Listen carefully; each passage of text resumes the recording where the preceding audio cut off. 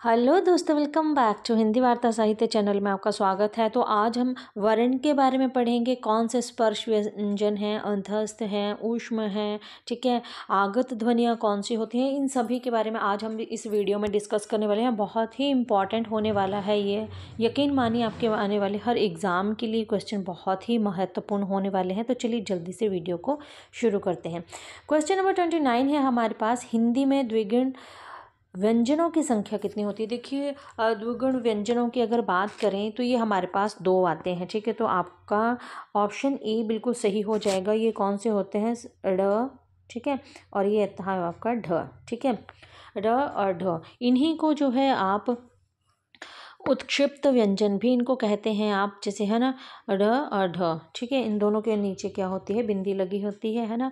अगर आप ड की बात करें तो ये अल्प प्राण में आता है, ठीक है, ये आपके अल्प प्राण में आता है। और अगर आप इसकी बात करें तो ये आपके महाप्राण में आता है, ठीक है, ये आपके महाप्राण में आता है। और ये बहुत पूछा जाता है, बहुत ही मतलब बहुत इंपॉर्टेंट क्वेश्चन है, आप ज़रूर इसको ध्यान में रखिएगा, ठीक है। आगे चलते हैं। क्वेश्चन नंबर 30 है हमारे पास, निम्न में बताइए कि किस शब्द में द्वित्व व्यंजन है। तो द्वित्व व्यंजन आप समझते हैं कि कौन सा होता है, जैसे ये आधा ल 2 बार जुड़ेगा, ये ज 2 बार जुड़ेगा, मतलब जहाँ पर ऐसे वाले व्यंजन 2 बार जिन व्यंजनों की आवृत्ति होती है वो आपका क्या होता है, द्वित्व व्यंजन होता है। तो जैसे आपका दिल्ली जो है यहाँ पर द्वित्व व्यंजन है, ठीक है। आगे चलते हैं क्वेश्चन नंबर 31 की तरफ। अघोष वर्ण कौन सा होता है, ठीक है। अघोष वर्ण की अगर हम बात करें तो आपका ऑप्शन स, ये डी जो है ये बिल्कुल सही हो जाएगा, ठीक है। अघोष वर्ण जो होते हैं, ठीक है, तो आपको पता है अघोष वर्ण जिन ध्वनियों के उच्चारण में मतलब क्या होता है कि स्वर तंत्रियों में कंपन बिल्कुल नहीं होता, हर वर्ग का पहला और आपका ये दूसरा जो है ये आपका क्या होता है, अघोष वर्ण होता है ना। वर्ण के कितने भेद होते हैं, ऑप्शन 32 का जो आपका आंसर आ जाएगा वो आ जाएगा आपका ऑप्शन 2, ठीक है।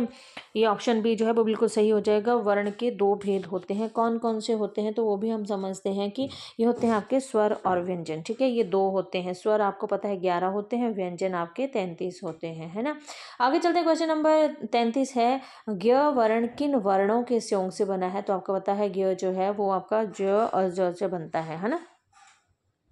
आपका यहाँ पर ऑप्शन, चलिए आगे चलते हैं। क्वेश्चन नंबर है हमारे पास 34 का जो है हमारे पास, निम्न में से कंठे ध्वनियाँ कौन सी हैं। बहुत ही मतलब बहुत इंपॉर्टेंट है क्वेश्चन यार, आपको पता है ये यहाँ से ये पूछा ही जाता है। मैं तो आपको एक मतलब ऐसे ट्रिक से बताऊंगी कि आप भूलोगे नहीं इसको, ठीक है। अब देखिए हमसे पूछा है कंठे ध्वनि, तो आपको पता है कंठ में एक बार में ही हम सारे ही ले लेंगे कौन से आते हैं। आपको पता है क वर्ग के क ख ग घ न, और साथ में एक ह को आप ज़रूर याद रखिएगा, बहुत पूछा जाता है ह आपसे।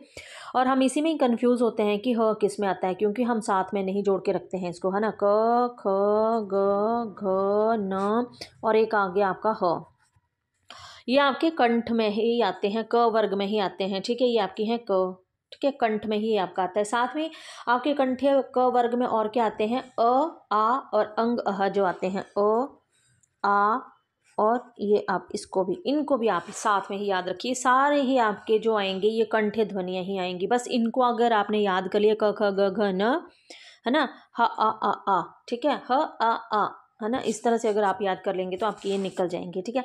तो हमारा जो ऑप्शन ए है वो बिल्कुल सही हो जाएगी। इसी के साथ हम चलिए ऑप्शन बी को भी थोड़ा सा देख लेते हैं। अगर देखिए ना ऑप्शन बी जो है ना आपका, ये वैसे तो अगर हम य और र की बात करें, चलिए इसको थोड़ा साफ करूं, य और र की बात करें तो आपको पता है आपके अंतस्थ व्यंजन में आपका आता है य और र, ठीक है। इसमें आपके 4 वर्ग आते हैं, जैसे य र ल व, ठीक है। इसमें भी आपका जो य आता है ना, ये आपका य जो आएगा ये आपका तालु में आएगा, ठीक है, ये आपका तालु में आएगा। और र जो है ये आपका अलग आता है, र जो आता है ना आपका, ये आपका आता है दंत मूल में, दंत मूल में आता है। बहुत इंपॉर्टेंट है यार ये भी, मतलब जिसको हम बोलते हैं ना, क्योंकि यही कंफ्यूजिंग होते हैं सबसे ज़्यादा।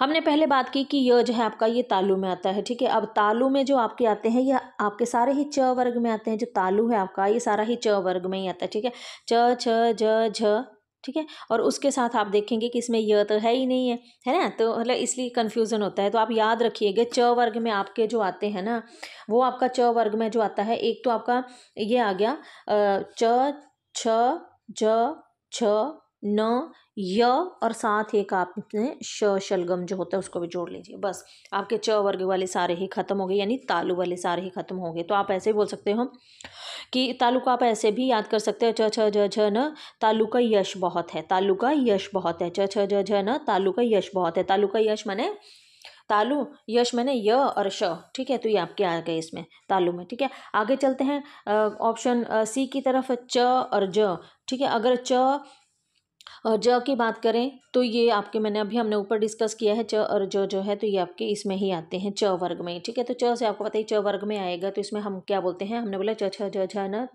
तालु का यश बहुत है, य और श आ जाएंगे, तालु से मतलब तालु का ये आ जाएगा, ठीक है। ट और ण की बात करेंगे हम, ट और ण जो है तो ये आपके मूर्धा में आते हैं, मतलब ट वर्ग में आते हैं आपके। ऐसे भी आप ट्रिक से भी याद रख सकते हो कि जो आपके द्विगुण व्यंजन होते हैं ड और ढ, तो ये आपके किस में आते हैं, ये ट वर्ग में आते हैं। इसमें आपका एक री ऋषि आता है, बहुत इंपॉर्टेंट है यार, मतलब बहुत इंपॉर्टेंट है। ट वर्ग में आपका री ऋषि, र ऋषि और ष षटकोण, ठीक है। एक मिनट इसको साफ कर लूँ मैं। आपका ट वर्ग में एक री ऋषि, एक ष षटकोण प्लस ट वर्ग के सभी आएंगे, री ऋषि है ना, री ऋषि और ष षटकोण और ट वर्ग के, ट ठ ड ढ न, दो आपके आगे स ड और ड, स ड, ठीक है, ये आगे है ना। दो आपके जो हैं वो द्विगुण, या इनको आप उत्क्षिप्त व्यंजन भी बोलते हैं, साथ में आपका ट वर्ग और साथ में री ऋषि और ष षटकोणी आपके ट वर्ग में आएंगे। मतलब अगर आपने एक बार इस ट्रिक को कर लिया तो आपका जो है वो 4 से 1 भी क्वेश्चन गलत नहीं होगा, और यही क्वेश्चन हर बार भी पूछे जाते हैं। चलिए, हिंदी में मूल स्वर कितने होते हैं, तो देखिए हिंदी में मूल स्वरों की जब बात आती है तो देखिए हिंदी में जो है मूल स्वर 11, ठीक है, आपको पता है 11 होते हैं, पर यहाँ पर मूल रूप से कुल कुल 11 है ये, ठीक है, कुल क्या है 11 है ये आपके, ठीक है। कुल जो है हिंदी में मूल स्वर कितने 11, पर अगर आप क्वेश्चन को ध्यान से देखेंगे तो यहाँ पर जो है आपके 11 की जो ऑप्शन जो है वो नहीं दी गई है हमारे पास, यहाँ पे दी गई है 1 2 3 4। तो इसमें जो ऑप्शन 4 है ये बिल्कुल सही हो जाएगा, क्योंकि जो मतलब स्टार्टिंग बेसिक के जो आते हैं आपके 4 वर्ण जो आते हैं वो आपका अ, ई, ठीक है, एक मिनट, आपका आता है अ, ई, उसके बाद आपका आता है उ, और उसके बाद आता है आपका अरे, ठीक है। ये बेसिक के जो हैं 4 मूल स्वर आपके आते हैं, ठीक है। चलिए आगे चलते हैं। क्वेश्चन नंबर 36 है, क ग ज और फ, ठीक है। ये किसकी ध्वनियाँ हैं, तो ये आपको पता है कि ये आपके जो है फारसी या अरबी की ध्वनियाँ हैं, है ना, फारसी या अरबी की ध्वनियाँ होती हैं ये, ठीक है ना। क ग ज फ ये आपकी फारसी या अरबी की ध्वनियाँ हैं, तो ये ऑप्शन बी जो है ये बिल्कुल सही हो जाएगा। हिंदी में मूलतः वर्णों की संख्या कितनी होती है, तो आपको पता है कि हिंदी में जो है वो 52 वर्ण आते हैं आपके, है ना। ये आपका ऑप्शन सी जो है बिल्कुल सही हो जाएगा, है ना। आगे चलते हैं, औ को क्या कहा जाता है, तो ये जो है ये संयुक्त दीर्घ स्वर भी होते हैं, मिश्रित द्विग स्वर भी होते हैं, संधि अक्षर भी होते हैं, तो ये सभी होते हैं, है ना। निम्न में से नासिक व्यंजन कौन सा है, तो नासिक व्यंजन जो है आपका ये हर वर्ग का जो पंचम अक्षर रहता है ना वो आपका क्या होता है, नासिक्य होता है। जैसे क ख ग घ न, च छ ज झ न, ट ठ ड ढ न, त थ द ध न, है ना। तो ये क्या है आपके, ये हर वर्ग के जो मतलब अंतिम का जो 5वां वर्ण होता है ये आपका नासिक्य ही रहता है, ठीक है। चलिए आगे चलते हैं। क्ष वर्ण किसके योग से बनता है, क्ष वर्ण तो आपको पता है बहुत बार पूछा जाता है, ये क प्लस क्ष के वर्ण से बनता है ना। उत्पत्ति के आधार स्वर कितने तरह के होते हैं, तो अगर उत्पत्ति के आधार पर स्वरों की बात करें तो ये 2 होते हैं आपके। कौन कौन से होते हैं, एक आपके मूल स्वर होते हैं और दूसरे जो हैं आपके ये संधि स्वर होते हैं, ठीक है। ये क्या होते हैं आपके, ये उत्पत्ति के आधार पर स्वर होते हैं, ठीक है। आगे चलते हैं, स्थान के आधार पर बताइए। क्वेश्चन नंबर 42 है हमारे पास, स्थान के आधार पर बताइए कि मूर्धन्य स्वर कौन सा है। तो मूर्धा की तो हम पीछे भी बात करके ही आए हैं, मूर्धा स्वर की कि आपके जो ये मैंने आपको 2 बताए थे कि आपके जो द्विगुण या आपके उत्क्षिप्त, इनको द्विगुण भी बोला जाता है और उत्क्षिप्त भी बोला जाता है, ठीक है। ये दोनों वर्ण आपके किस में आते हैं, मूर्धा में आते हैं। मूर्धा में मैंने आपको बोला कि ट वर्ग के ट ठ ड ढ ण, साथ में आपका री ऋषि और श षटकोण, याद रखिएगा री ऋषि और श षटकोण जो आता है आपका, है ना, ये आपका किस में आता है, आपका मूर्धा में ही आता है। ठीक है, हमने बात की थी प और फ की, तो प और फ ये याद रखिएगा। प और फ तो ये सामने ही लिखा है, प वर्ग में ही आएंगे। प वर्ग में आप साथ में ना एक और चीज़ को याद रखिएगा कि ऊ, बड़ा ऊ, छोटा ऊ, ये दोनों भी आपके किस में आते हैं, प वर्ग में ही आते हैं। क और घ तो ये आपको पता है क वर्ग में ही आते हैं। हमने इसमें क्या याद रखना था, ह को इसमें विशेष रूप से याद रखना था। और आ, ठीक है, इनको याद रखना, वो तो आप नॉर्मली पहचान लेते हैं। ह जो है ये बहुत बार पूछा जाता है, थोड़ा कंफ्यूजिंग है इसलिए मैं बता रही हूँ। ठीक है, ज और झ की बात करें तो ये आपको पता है, ज और झ तो ये आपका जो है च वर्ग में आता है। च वर्ग मतलब तालु में आता है। तालु जो है, तालु का यश बहुत है, तो य और श भी इसी में ही आता है ना। चलिए आगे चलते हैं। इनमें से संयुक्त व्यंजन कौन सा है? तो आपका ऑप्शन बी जो है ये बिल्कुल सही हो जाएगा। ठीक है, ये आपका क्या है, ये आपका संयुक्त व्यंजन है। ज्ञ, जो ज्ञ है ना आपका ज्ञ, ये आपका क्या है, संयुक्त। जैसे इसका जो हम इसको ऐसे, ठीक है, ये एक मिनट, ज, पेन ले लूँ मैं, इसका क्या बनेगा हमारा, ज, ज्ञ ही लिखा जा रहा है, ये ज, इसको नीचे से हलंत करेंगे और ये, ठीक है, ये इनका रहता है। ठीक है ना, संयुक्त व्यंजन जो है, अगर इसको जोड़ेंगे तो यह ज्ञानी बन जाएगा, अगर इसको तोड़ेंगे तो ये बन जाएगा। ठीक है, आगे चलते हैं हम। संधि स्वरों की संख्या कितनी होती है? तो अगर संधि स्वरों की बात करें तो ये आपको पता है 5 होते हैं। दीर्घ संधि होती है, स्वर संधि होती है, गुण संधि होती है, अयादि संधि होती है आपकी, और यण संधि होती है ना। ये 5 ही भेद होते हैं आपके, है ना। आगे चलते हैं क्वेश्चन नंबर 45 की तरफ। निम्न में से अल्प प्राण वर्ण कौन से हैं? अल्प प्राण की अगर हम बात करते हैं तो आपको पता है जो आपके अल्प प्राण होते हैं वो क और ग होते हैं। देखिए थ, जब वायु बहुत ज़्यादा मुख से बाहर को निकलती है तब हमारे महाप्राण हो जाते हैं। फ, भ, ठीक है, ये भी आपका महाप्राण आ गया। आ, ये भी आपका महाप्राण आ गया, ये भी, और ये क और ग जो है तो ये अल्प प्राण है। ठीक है, जिन शब्दों के अंत में अ आता है उन्हें क्या कहते हैं? देखिए, जिन शब्दों के अंत में अ आता है, ये अंतर लिखा नहीं, अ होगा। ठीक है, जिन शब्दों के अंत में अ आता है उन्हें अकारांत कहते हैं। ठीक है, अब यहाँ पर ना अकारांत के, जैसे अकारांत मतलब अंत में अ आएगा, जैसे लता, आ, बाला, आ, ठीक है, सभा, आ, है ना।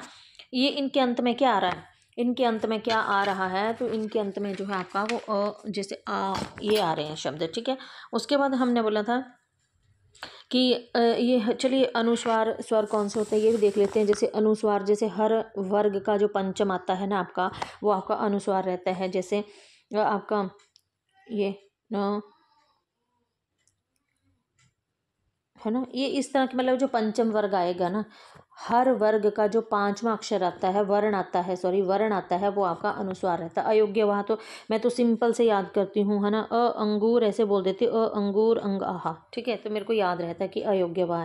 तो चलिए क्वेश्चन नंबर है हमारे पास आगे। क्वेश्चन नंबर है 47। उच्चारण के आधार पर स्वर के कितने भेद होते हैं? उच्चारण के आधार पर स्वर के 3 भेद होते हैं, ह्रस्व स्वर, दीर्घ स्वर, पल्लव स्वर। ठीक है, 48 है। निम्न में से कौन सा वर्ण उच्चारण की दृष्टि से दंत्य नहीं है? तो दंत्य के लिए आपको सीधा सिंपल सा ही याद रखना है, त वर्ग के सभी जो है वो आपके दंत्य में आते हैं, प्लस आपको स इसमें याद रखना है। तो त, द, और आपका जो न है ये तो सारे ही आपके क्या है, ये दंत्य ही हैं। ठीक है, तो ट थोड़ी ना आएगा आपका दंत्य, ट तो जो आपका आता है मूर्धा में आता है। ठीक है, आगे चलते हैं। घ का उच्चारण स्थान क्या है? तो घ तो आपको पता है कंठ वाले आपके सारे क वर्ग के सारे ही आपके जो हैं इसमें ही आते हैं, जैसे क ख ग घ न। साथ में आपने ह को भी ज़रूर याद रखना है इसमें। ठीक है, आ को भी याद रखना है ना। उसके बाद आगे चलते हैं। मूर्धा की हमने बात कर ली थी। मूर्धा में आपका ट, ठ, ड, ढ, न, है ना। जो आपके द्विगुण व्यंजन आते हैं वो भी आपके मूर्धा में आते हैं। आपका ऋषि मूर्धा में आता है, और आपका षटकोण इसमें जो है मूर्धा में आता है। विशेष रूप से इसको याद रखना है। तालु में हमने बोला था, च वर्ग के सारे ही आपके तालु में आएंगे। ठीक है, च वर्ग के जो भी हैं, और साथ में आपने य और श को याद रखना है ना। दंत में आपके कौन से आते हैं? तो त वर्ग के त, थ, द, ध, न, स, इसको याद रखना है साथ में। ठीक है, ये आपके दंत में आते हैं। ठीक है, अच्छा दंत में एक आपका दंतोष्ठ आता है। ठीक है, जैसे एक आपका क्या आता है, दंत प्लस ओष्ठ। ठीक है, ये बहुत इंपॉर्टेंट है आपका, ये व आता है आपका ब। ठीक है, जो व आता है ना आपका, ये आपका आता है दंत प्लस ओष्ठ जो बनता है, तो ये आपका किस में आ जाता है, व जो है आपका ये दंतोष्ठ में आता है। एक ये आपका ओष्ठ प्लस कंठ आता है। ठीक है, ओष्ठ प्लस कंठ आता है, ठीक है, ओष्ठ प्लस कंठ आता है, उसमें आपका ओ, आ और साथ में आपका आता है आ, ठीक है, उसमें ओ आ ओ वाले आ जाते हैं आपके, ठीक है, ये आते हैं। एक आपका आता है कंठ, ठीक है, एक आपका क्या आता है कंठ, पेन ले लूँ 1 मिनट में, एक आपका आता है कंठ प्लस तालु, ठीक है, कंठ प्लस तालु, ये ऐसे पूछे जाते हैं ना, इसलिए बता रही हूँ। कंठ प्लस तालु में आपका ए और ए आते हैं, ठीक है, तो इनको ज़रूर याद रखिएगा आप, ठीक है। और आपका दंत मूल अगर अलग से पूछा जाए ना, जब आपका दंत मूल अलग से पूछा जाए ना आपका, फिर आपका र और ल ये आपके दंत मूल में आते हैं, ठीक है, इस तरह से आप इनको ज़रूर याद करिएगा, है ना। जाति के आधार पर स्वर कितने तरह के होते हैं, तो जाति के आधार पर स्वर जो हैं वो आपके 2 ही होते हैं, ठीक है। तो इसका जो है आपका ऑप्शन बी बिल्कुल सही हो जाएगा। एक आपका विजातीय, ठीक है, और दूसरा आपका आता है अस्वर्ण, ठीक है, ये 2 ही जाति के आधार पर स्वर आते हैं, ठीक है। आगे चलते हैं 51 की तरफ। 51 जो है हमारे पास 51 है, निम्न में से एक स्पर्श व्यंजन है। देखिए क से म तक आपके सभी जो है वो स्पर्श व्यंजन आते हैं। एक तो पहली बात आप ये ज़रूर याद रखिए, क से म तक आपके जो हैं ये सारे ही क्या हैं, ठीक है, क से म तक आपके सभी स्पर्श व्यंजन आते हैं। अब देखिए कैसे कि श क्या है आपका, ये ऊष्म है। ल क्या है आपका, ये क्या है आपका अंतस्थ वर्ण है, य र ल व, ठीक है। ह क्या है, ह भी आपका जो है ये ऊष्म है, ठीक है। तो बचा क्या हमारे पास, फिर छ बच गया, तो आपका ये क्या है स्पर्श व्यंजन है, ठीक है। तो आप इसको ऐसे भी याद रख सकते हैं, श ह ऊष्म आ गया, य र ल व अंतस्थ आ गया, तो बचा क्या, छ बच गया, तो छ हमारे पास क्या आ गया, स्पर्श व्यंजन आ गया। उच्चारण के समय जीभ की स्थिति, ठीक है, उच्चारण के समय जीभ की स्थिति के अनुसार स्वरों के कितने भेद किए गए हैं, तो ये भी आपके 3 ही किए गए हैं, है ना। उच्चारण के समय जीभ की स्थिति के आधार पर भी हमारे 3 ही आते हैं। कौन से आते हैं वो हमारे मतलब ये जीभ की स्थिति के आधार पर हम बोलते हैं 3 आते हैं हमारे पास, ठीक है।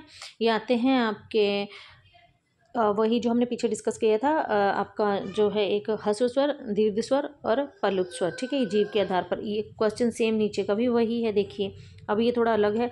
जीभ के आधार पर, ठीक है, आप इनमें ना सिर्फ एक चीज़ को आप देखिएगा क्या है, इसमें उच्चारण के समय है, ठीक है, उच्चारण के समय जीभ की स्थिति। जब अगर उच्चारण आगे जुड़ जाएगा तो आप बोलोगे ह्रस्व, दीर्घ और पलुती 3 बोल दोगे। जब जीभ के आधार पर स्वरों की स्थिति पूछी गई है तब भी आपकी 3 आएगी, वो आपकी आएगी अग्रस्वर, मध्य स्वर और पश्च स्वर, ठीक है। अग्रस्वर आपको पता है बहुत बार पूछे जाते हैं, अग्रस्वर आपके कौन कौन से होते हैं, तो अग्रस्वर में आपका ई ए, ठीक है, ई बड़ी ई, ए और ए, ये आते हैं, ठीक है। उसके बाद आपका आता है पश्च स्वर। पश्च में तो आप याद रखिएगा आ उ ओ आ, ठीक है, आ, ये आते हैं आपके पश्च में, आ मतलब आ वाले जो भी आएंगे ना, जैसे आपका आ गया, ऊ आ गया, औ आ गया, ओ आ गया, है ना, ये आपके सारे आते हैं पश्च में। और उसके बाद आपका आता है एक आपका मध्य स्वर। मध्य में सिर्फ याद रखिएगा, मध्य में सिर्फ एक ही आता है आपका, वो आता है आपका सिर्फ ओ, ठीक है, ये आपका मध्य में आता है, ठीक है। आगे चलते हैं, हिंदी वर्णमाला के अंतिम पंचम अक्षरों को क्या कहा जाता है, तो ये आपको पता है, ये जो होते हैं आपके ऑप्शन ए बिल्कुल सही हो जाएगा, अनुनासिक होते हैं। तो आज हम इतने ही क्वेश्चन को डिस्कस करेंगे, मिलते हैं नेक्स्ट वीडियो में, तब तक के लिए धन्यवाद।